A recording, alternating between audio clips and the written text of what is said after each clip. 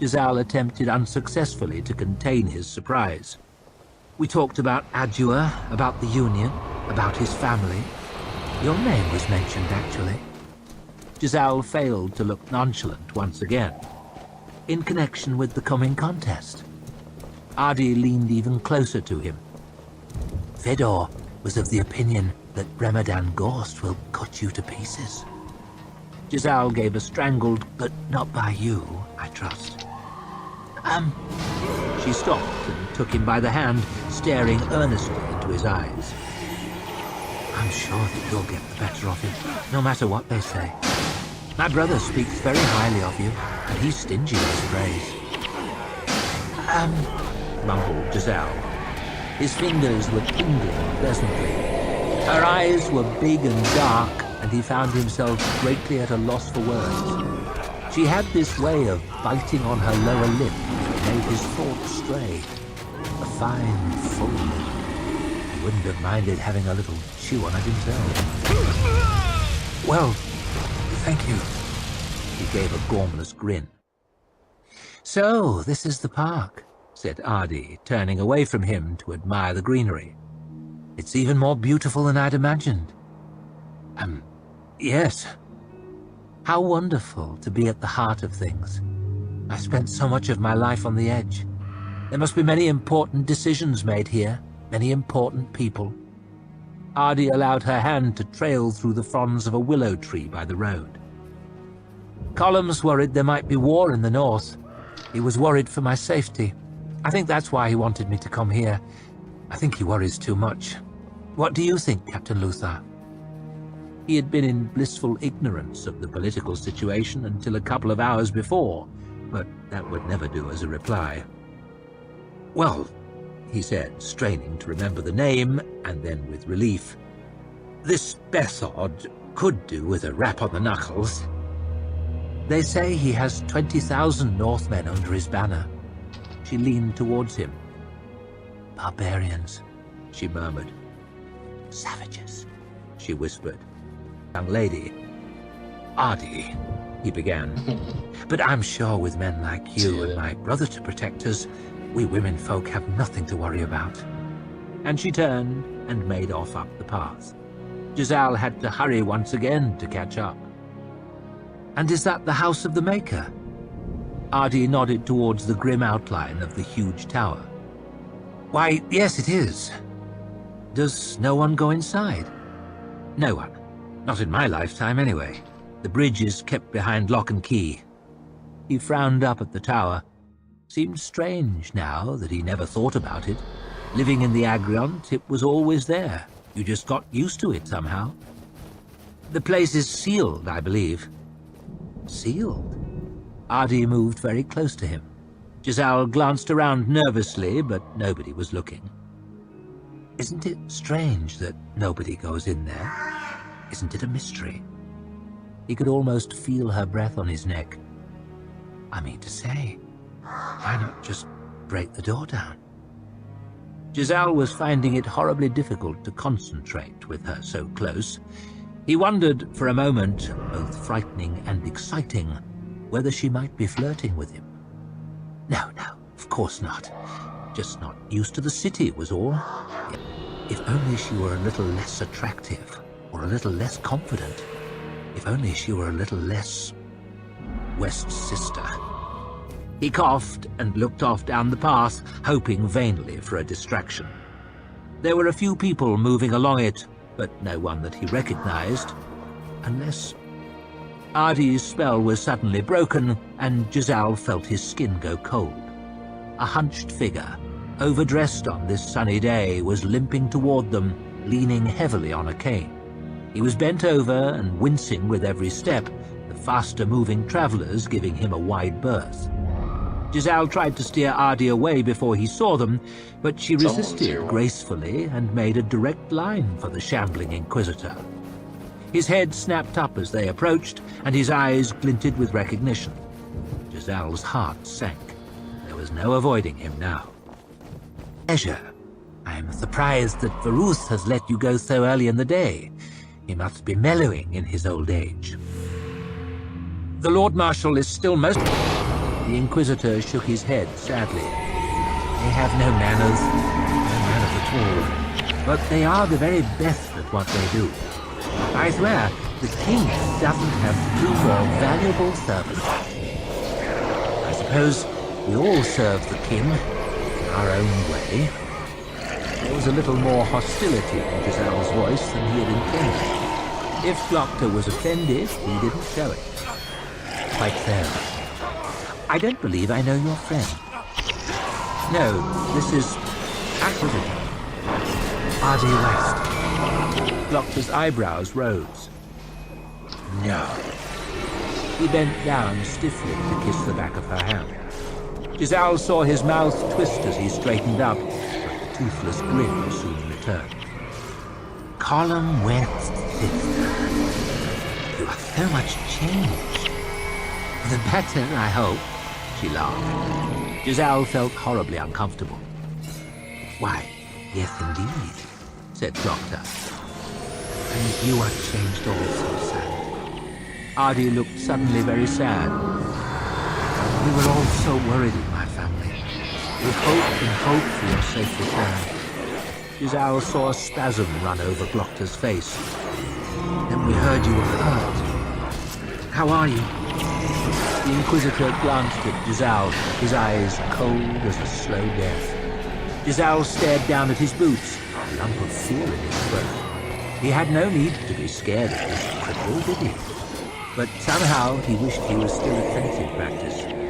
Glockta stared at Ardy, his left eye twitching slightly, and she looked back at him undaunted, her eyes full of quiet concern. I am well as can be expected. His expression had turned very strange. Giselle felt more uncomfortable than ever. Truly, nobody ever does. There was an awkward silence. The Inquisitor stretched his neck sideways, and there was a loud click. Ah, he said. That's got it. It's been a pleasure to see you again, both of you. But duty calls. He treated them to another revolting smile, then hobbled off, his left foot scraping in the gravel. Ardy frowned at his twisted back as he limped slowly away. It's so sad, she said under her breath. What? Mumbled Giselle. He was thinking about that big white bastard in the street, those narrow pink eyes, the prisoner with the bag on his head. We all serve the king in our own way. Quite so.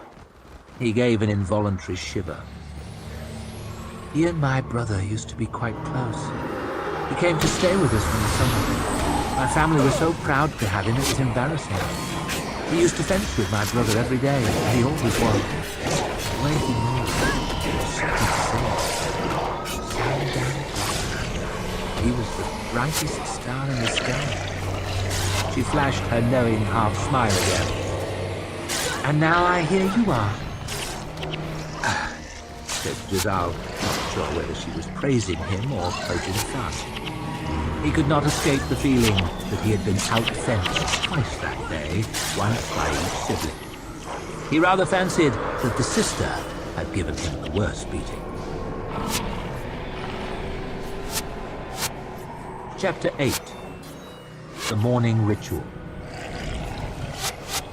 It was a bright summer's day, and the park was filled to capacity with colourful revelers. Colonel Glockta strode manfully towards some meeting of great importance, people bowing and scraping respectfully away to give him room. He ignored most, favoured the more important ones with his brilliant smile. The lucky few beamed back at him, delighted to be noticed. I suppose we all serve the king in our own way, catching the sneering idiot through the neck. Blood splattered across R.D. West's face. She clapped her hands in delight, looking at Glockta with a smile. The captain pitched over onto his face, blood pouring from his punctured throat. The crowd roared their appreciation, and Glockta indulged them with a deep, graceful bow. The cheering was redoubled. Oh, Colonel! In his arms and kissing her fiercely. The crowd were in a frenzy. She gasped as he broke away, looking up at him adoringly with those big dark eyes of hers, lips slightly parted. The Earth Ector wants you, she said with a comely smile. What? The crowd had fallen silent, damn them, and his left side was turning numb. Ardy touched him tenderly on the cheek. The Earth Ector, she shouted. There was a heavy knock at the door. Glockter's eyes flicked open. Where am I? Who am I? Oh, yes. He realized straight away he had been sleeping bad. His body was twisted round under the blankets, his face pushed into the pillow. His whole left side was dead. The beating on the door came heavier than before. His neck as he tried to raise his head from the pillow. There's nothing like the first spasm of the day to get the mind working. All right, he croaked. Give me a minute, damn it. The albino's heavy footsteps thudded away down the corridor. Glockter lay still for a moment, then cautiously moved his right arm, ever so slowly, breath rasping with the effort, and tried to twist himself onto his back. He clenched his fist as the needling started in his left leg. If only the hand would stay numb. But the pain was coming on fast now. He was also becoming aware of an unpleasant smell. Howled Glockter, then waited, panting, left side throbbing with a vengeance. There is the old idiot servant's voice from beyond the door.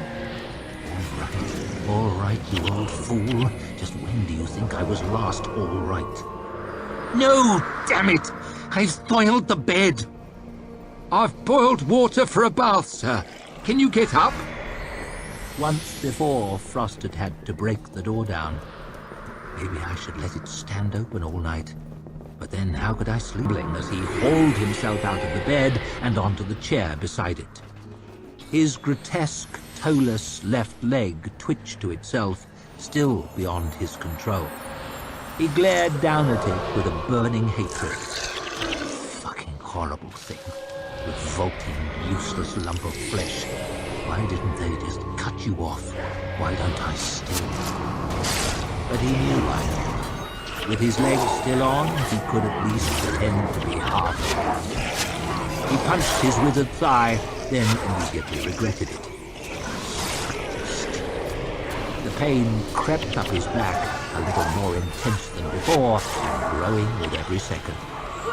Come now, let's not fight. He started to rub gently at the wasted flesh. They stuck with each other so why torment me? Can you get to the door, sir?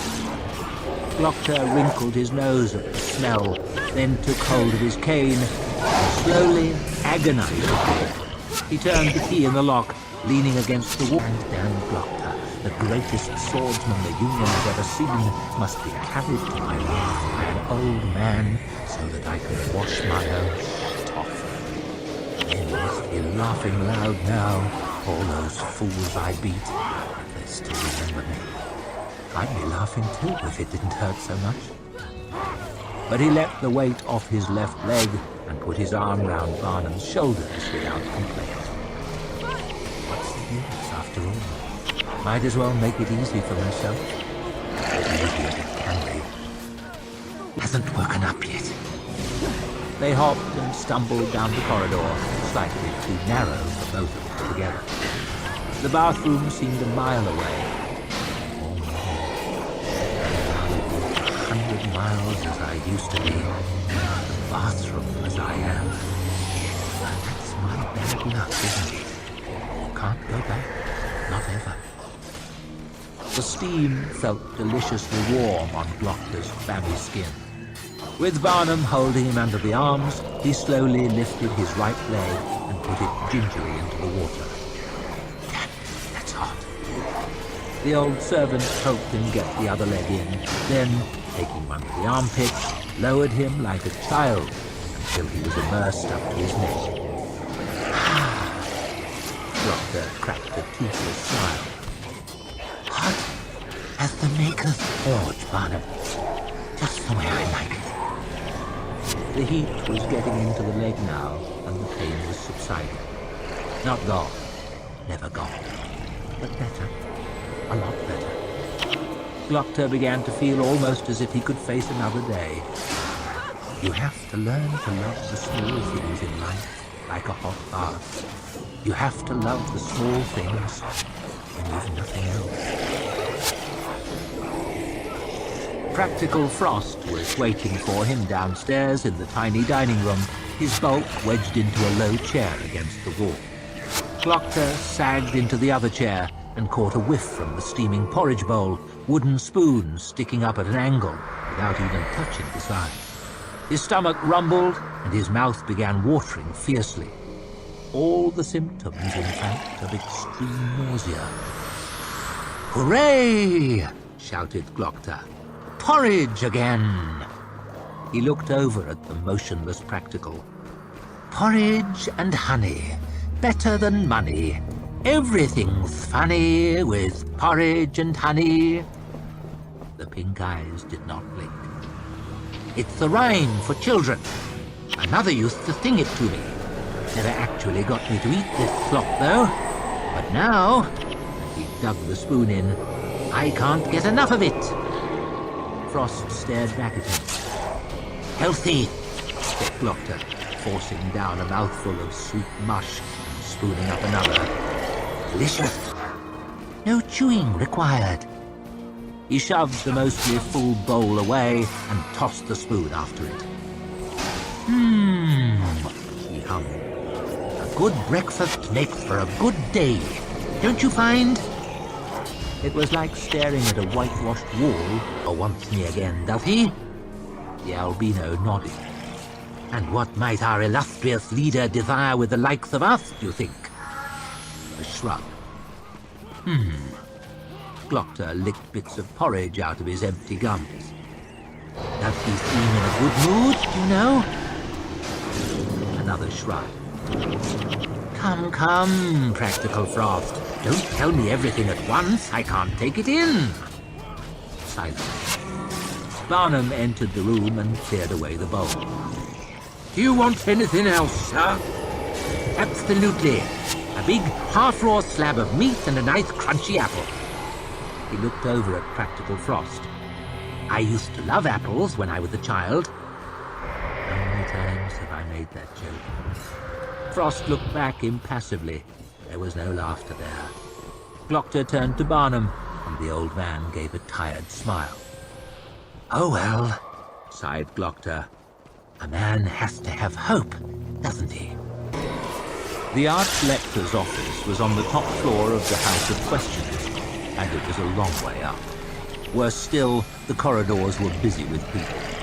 Practicals, clerks, inquisitors, crawling like ants through a crumbling dungeon.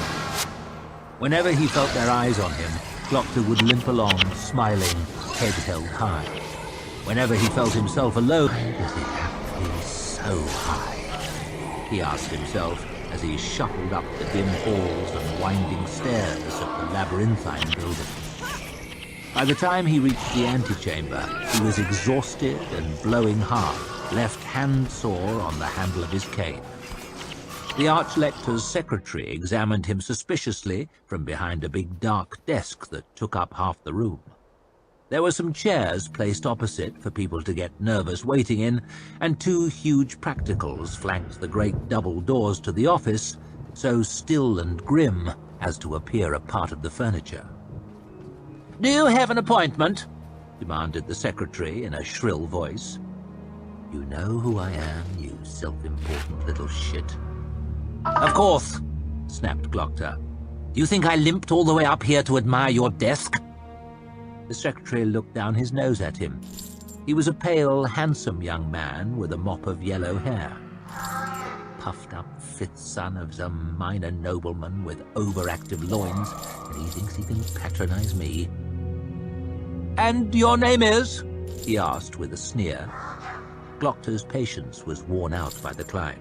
He smashed his cane down on the top of the desk, and the secretary in there jumped out of his chair. "What are you, a fucking idiot? How many crippled inquisitors do you have here?" said the secretary, mouth working nervously. Is that a number? Speak up! Well, I'm Glockter, you dolt. Inquisitor Glockter.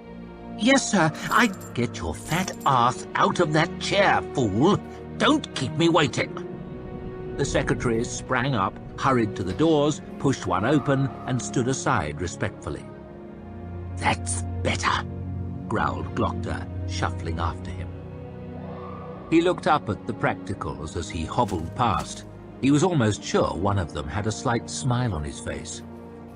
The room had hardly changed since he was last there 6 years before.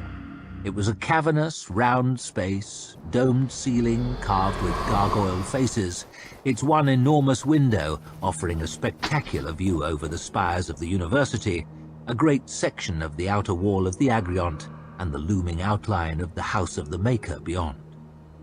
The chamber was mostly lined with shelves and cabinets, stacked high with neatly ordered files and papers. A few dark portraits peered down from the sparse white walls, including a huge one of the current King of the Union as a young man, looking wise and stern, no doubt painted before he became a senile joke. These days there's usually a bit less authority and a bit more stray drool about him. There was a heavy round table in the center of the room, its surface painted with a map of the Union in exquisite detail.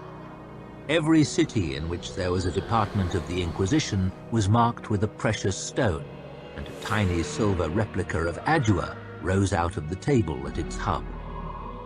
The Archlector was sitting in an ancient high chair at this table, deep in conversation with another man, a gaunt, balding, sour-faced old fellow in dark robes. Salt beamed up as Glockter shuffled towards them. General Halleck? I have not had the pleasure, said Glockter. Not that it looks like much of a pleasure, though. The old bureaucrat stood and shook Glockter's hand without enthusiasm. And this is one of my inquisitors, Sandan Glockter. Yes, indeed, murmured Halleck. You used to be in the army, I believe. I saw you fence once. Glockter tapped his leg with his cane. That can't have been any time recently. No, to a chair on the closed council itself. Closed council, indeed. A most significant promotion. Halleck seemed less than delighted, however. I will consider it done when it is His Majesty's pleasure to invite me, He snapped. and not before. Salt floated smoothly over this rocky ground. I'm sure the council feels that you are the only candidate worth recommending, now that Sept and Teufel is no longer being considered.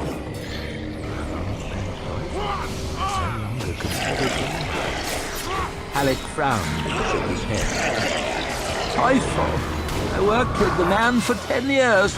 I never liked him.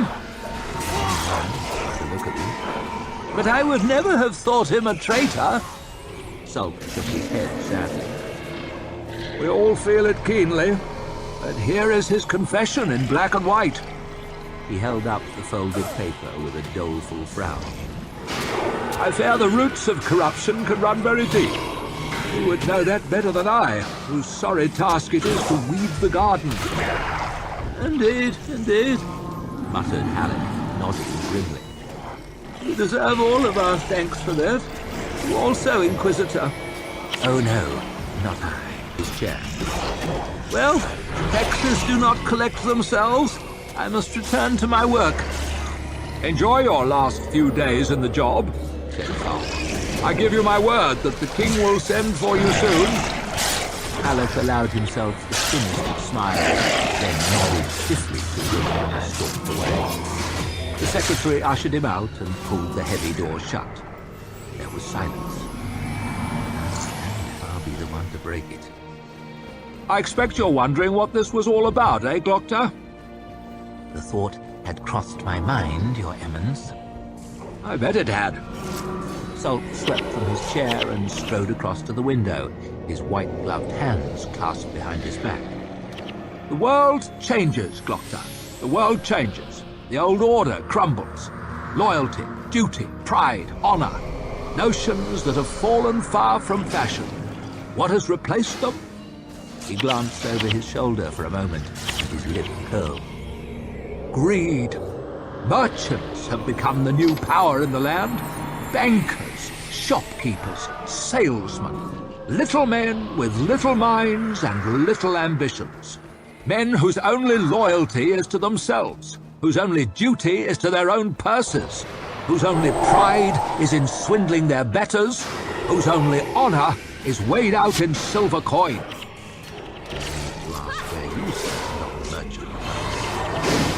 Salt scowled out at the view, then turned back into the room.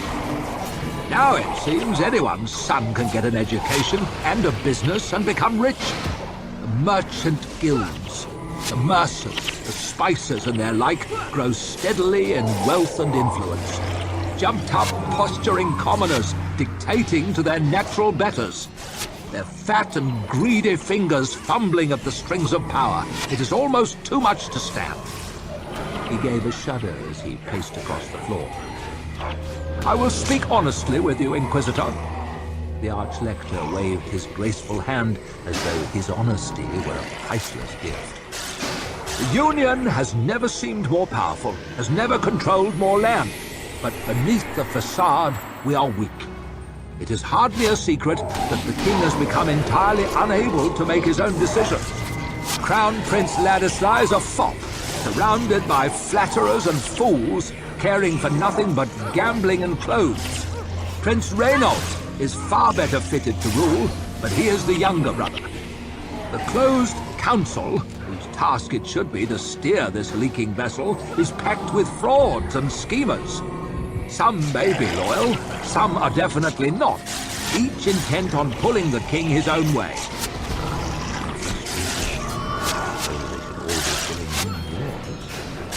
Meanwhile, the Union is beset with enemies, dangers outside our borders and dangers within. Gurkul has a new and vigorous emperor, fitting his country for another war. The Northmen are up in arms as well, skulking on the borders of Angland. In the open council, the noblemen clamour for ancient rights, while in the villages, the peasants clamour for new ones. He gave a deep sigh. Yes, the old order crumbles, and no one has the heart or the stomach to support it. Salt paused, staring up at one of the portraits. A hefty, bald man, the champion of the Inquisition, hero to the torturer, scourge of the disloyal. He glared down balefully from the wall, as though even beyond death he could burn traitors with a glance. Zola, growled Salt. Things were different in his day, I can tell you. No whinging peasants then, no swindling merchants, no sulking it was never heard from again. The Inquisition was a noble institution, filled with the best and the brightest, to serve their king. The Archlector slid back into his seat and leaned forward across the table. Now we have become a place where third sons of impoverished noblemen can line their pockets with bribes, or where near criminal scum can indulge a passion for torture. Our influence with the king has been steadily eroded. Our budgets have been steadily cut. Once we were feared and respected, Glocta, but now we're a miserable sham. Salt frowned. Well, less so. Intrigues and treasons abound, and I fear that the Inquisition is no longer equal to its task. Too many of the superiors can no longer be trusted. They are no longer concerned with the interests of the king, or of the state, or of... Salt's frown grew still deeper. And now Ficht is dead. Glocta looked up. Now that is news. The Lord Chancellor? It will become public knowledge tomorrow morning. He died suddenly. He was nearly 90. The surprise is that he lasted this long. The Golden Chancellor, they called him. The greatest politician of his day. Even now they're setting his likeness in stone for a statue on the King's Way. Salt snorted to himself. The greatest gift that any of us can hope for. The Archlector's eyes narrowed to blue slits. If you have any childish notions that the Union is controlled by its king, or by those prating blue-blood fools on the open council, you can let them wilt now. The closed council is where the power lies, more than ever since the king's illness. 12 men in 12 big, uncomfortable chairs, myself among them. 12 men with very different ideas, and for 20 years, war and peace, Fieke held us in balance. He played off the Inquisition against the judges, bankers against the military. He was the axle on which the kingdom turned, the foundation on which it rested. And his death has left a hole, all kinds of gaping holes, and people will be rushing to fill them.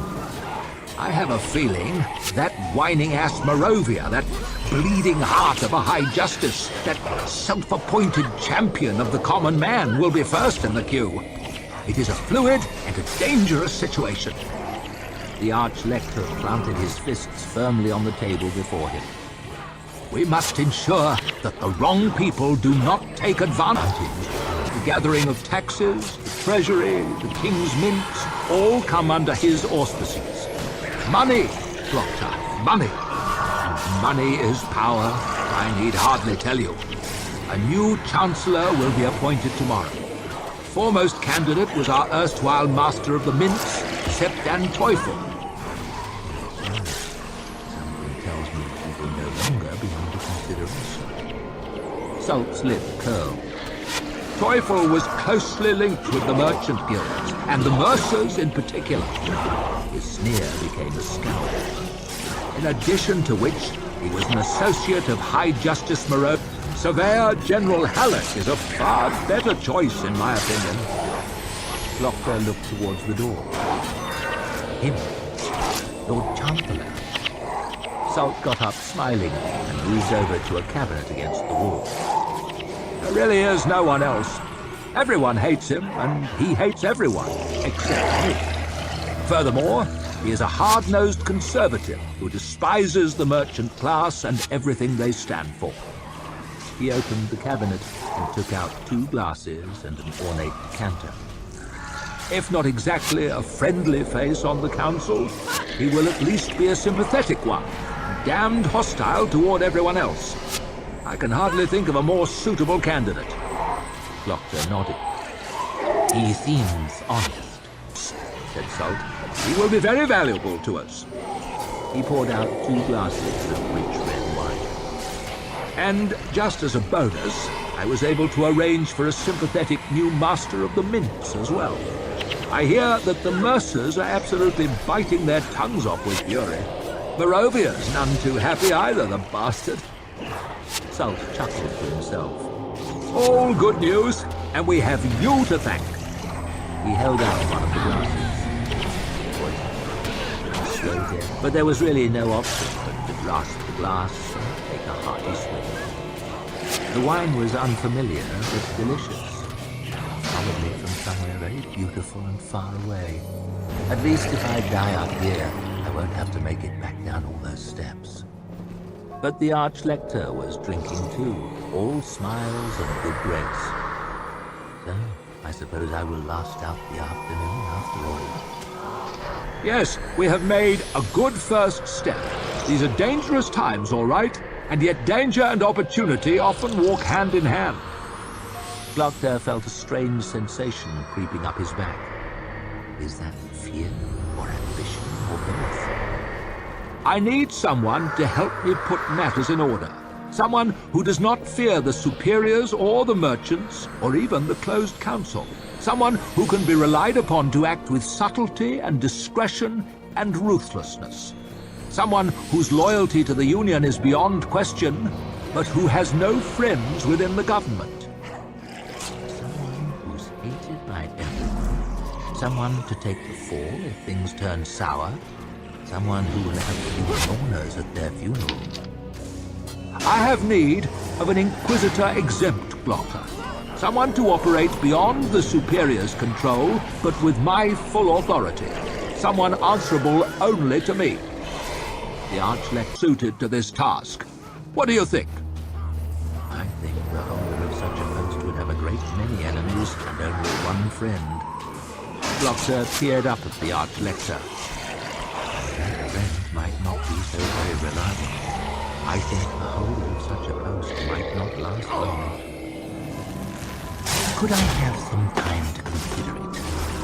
No. Danger and opportunity often walk hand in hand. Then I accept. Excellent. I do believe this is the start of a long and productive relationship. Salt smiled over the rim of his glass. You know, Glockter, of all the merchants grubbing away out there, it is the mercers I find the most unpalatable.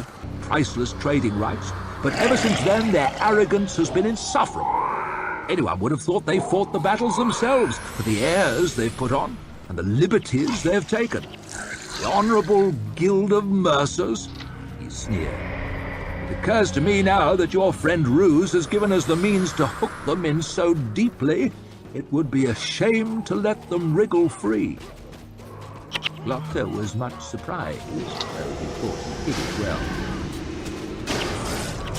Why? The mercers wriggle free and they keep on paying, and that keeps all kinds of people happy. As things are, they're scared and soft.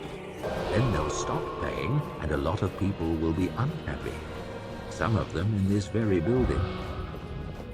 I can easily continue my investigations, Your Eminence, if you would like me to. Glockter took another sip. It really was an excellent wine. We must be cautious. Cautious and very thorough. The mercer's money flows like milk. They have many friends, even amongst the highest circles of the nobility. Brock, Huygen, Isha, and plenty more besides. Some of the very greatest men in the land. They've all been known to suck at that tit one time or another, and babies will cry when their milk is snatched away. A cruel grin flickered across Salt's face. But still, if children are to learn discipline, they must sometimes be made to weep. Who did that worm Rue's name in his confession? Glockter leaned forward painfully and slid Rue's paper of confession toward him, unfolded it, and scanned the list of names from bottom to top. Sept and Teufel, we all know. Oh, we know and love him, Inquisitor, said Salt, beaming down. But I feel we may safely cross him off the list. Who else? Glockter took a leisurely look back at the paper. There's Harrod Holt, a mercer, and nobody. Salt waved his hand impatiently. He's nobody. Solimo Scandi, a mercer from Westport, also nobody. No, Glockter, we can do better than Solimo. What's his name, can't we? These little mercers are of no real interest. Pull up the root and the... Dan Robb, minor nobility, holds the junior customs post. Salt looked thoughtful, shook his head. Then there's... Wait! Willem Dan Robb. The Archlector snapped his fingers. His brother Kiral is one of the Queen's gentlemen. He snubbed me at a social gathering. Salt smiled. Yes. Willem Dan Robb. Bring him in. So we go deeper. I serve and obey, Your Eminence. Is there anyone's name in particular that need be mentioned? Glockter set down his empty glass. No. The Archlector turned away and waved his hand again. Any of them, all of them. I don't care. The lake stretched away, fringed by steep rocks and dripping greenery, surface pricked by the rain, flat and grey as far as the eye could see. Logan's eye couldn't see too far in this weather, it had to be said. The opposite shore could have been 100 strides away. Calm waters looked deep, very deep. Logan had long ago given up any attempt at staying dry, and the water ran through his hair and down his face, dripped from his nose, his fingers, his chin. Being wet, tired, and hungry had become a part of life. It often had been, come to think of it. He closed his eyes and felt the rain patter against his skin, heard the water lapping on the shingle. He knelt by the lake, pulled the stopper from his flask and pushed it under the surface, watched the bubbles break as it filled up. Malachus Quai stumbled out of the bushes, breathing fast and shallow. He sank down to his knees, crawled against the roots of a tree, coughed out phlegm onto the pebbles. His coughing sounded bad now. It came right up from his guts and made his whole ribcage rattle. He was even paler than he had been when they first met, and a lot thinner. Logan was somewhat thinner too. These were lean times, all in all. He walked over to the haggard apprentice and squatted down. Just give me a moment. Quai closed his sunken eyes and tipped his head back. Just a moment. His mouth hung open, the tendons in his scrawny neck standing out. He looked like a corpse already. Don't rest too long. You might never get up. Logan held out the flask. Quai didn't even lift his arm to take it, so Logan put it against his lips and tipped it up a little. He took a wincing swallow, coughed, then his head dropped back against the tree like a stone. This must be the north end of the lake. There should be a track. His voice had sunk to a whisper. At the southern end, there's a road with 2 stones. He gave a sudden violent cough, swallowed with difficulty. Follow the road over the bridge, and you're there. He croaked. Logan looked off along the beach at the dripping trees. How far is it? No answer. He took hold of the sick man's bony shoulder and shook it. Quai's eyelids flickered open. He stared up blearily, trying to focus. How far? 40 miles. Logan sucked his teeth. Quai wouldn't be walking 40 miles. He'd be lucky to make 40 strides on his own. He knew it well enough. You could see it in his eyes. He'd be dead soon, Logan reckoned. A few days at the most. He'd seen stronger men die of a fever. 40 miles. Logan thought about it carefully, rubbing his chin with his thumb. 40 miles. A few shreds of tough dried meat, a heel of moldy black bread. He looked out over the lake, so peaceful. He wouldn't be running out of drinking water anytime soon, at least. He pulled his heavy cookpot out of his pack and set it down on the shingle. They'd been together a long time, but there was nothing left to cook. You can't become attached to things, not out here in the wild. He tossed the rope away into the bushes, then threw the lightened pack over his shoulder. Quai's eyes had closed again. He was scarcely breathing. Logan still remembered the first time he had to leave someone behind. Remembered Anchor had taken a piece out of his thigh, a big piece. He'd moaned all the way. He couldn't walk. The wound was going bad. He was dying anyway.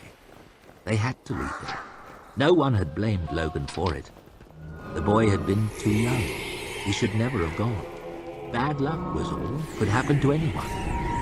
He'd cried after them as they made their way down the hillside in a grim, silent group, heads down. Logan seemed to hear the cries even when they'd left him far behind. He could still hear them. In the wars it had been different. Men dropped from the columns all the time on the long marches and the cold months. First they fell to the back, then they fell behind, and they fell open. The cold, sick, the wounded. Logan shivered and hunched his shoulders. At first he'd tried to help them. Then he became grateful he wasn't one of them. Then he stepped over the corpses and hardly noticed them. You learn to tell when someone isn't getting up again. After all. The apprentice started from his fitful sleep and tried to push himself up. His hands were shaking bad. He looked up at Logan, eyes glittering bright. I can't get up, he croaked. I know. I'm surprised you made it this far. It didn't matter so much now. Logan knew the way. If he could find that track, he might make 20 miles a day. If you leave me some of the food, perhaps, after you get to the library, someone... No, said Logan, setting his jaw. I need the food. Quai made a strange sound, somewhere between a cough and a sob. Logan leaned down and set his right shoulder in Quai's stomach, pushed his arm under his back. "I can't carry you 40 miles without it." And he straightened up, hauling the apprentice over his shoulder. He set off down the shore, holding Quai in place by his jacket, his boots crunching into the wet shingle. The apprentice didn't even move, just hung there like a sack of wet rags, his limp arms knocking against the backs of Logan's legs. When he'd made it 30 strides or so, Logan turned around and looked back. The pot was sitting forlorn by the lake, already filling up with rainwater. They'd been through a lot together, him and that pot. "Fare you well, old friend." The pot did not reply.